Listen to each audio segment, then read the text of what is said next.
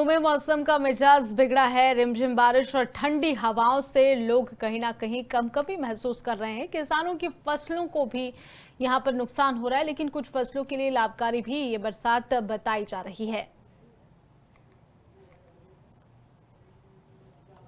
लखनऊ में मौसम का मिजाज बिगड़ा है। रिमझिम बारिश और ठंडी हवाओं से लोग कहीं ना कहीं कंपकपी महसूस कर रहे हैं। किसानों की फसलों को भी यहां पर नुकसान हो रहा है, लेकिन कुछ फसलों के लिए लाभकारी भी ये बरसात बताई जा रही है। लखनऊ में मौसम का मिजाज बिगड़ा है। रिमझिम बारिश और ठंडी हवाओं से लोग कहीं ना कहीं कंपकपी महसूस कर रहे हैं। किसानों की फसलों को भी यहां पर नुकसान हो रहा है, लेकिन कुछ फसलों के लिए लाभकारी भी ये बरसात बताई जा रही है।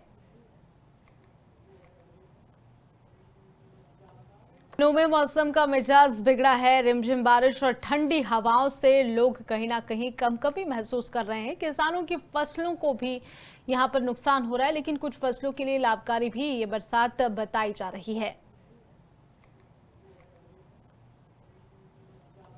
लखनऊ में मौसम का मिजाज बिगड़ा है। रिमझिम बारिश और ठंडी हवाओं से लोग कहीं ना कहीं कंपकपी महसूस कर रहे हैं। किसानों की फसलों को भी यहां पर नुकसान हो रहा है, लेकिन कुछ फसलों के लिए लाभकारी भी ये बरसात बताई जा रही है।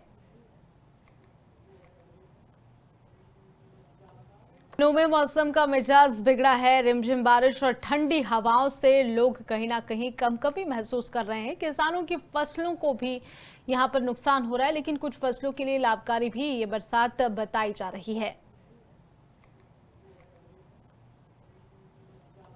लखनऊ में मौसम का मिजाज बिगड़ा है। रिमझिम बारिश और ठंडी हवाओं से लोग कहीं ना कहीं कंपकपी महसूस कर रहे हैं। किसानों की फसलों को भी यहां पर नुकसान हो रहा है, लेकिन कुछ फसलों के लिए लाभकारी भी ये बरसात बताई जा रही है।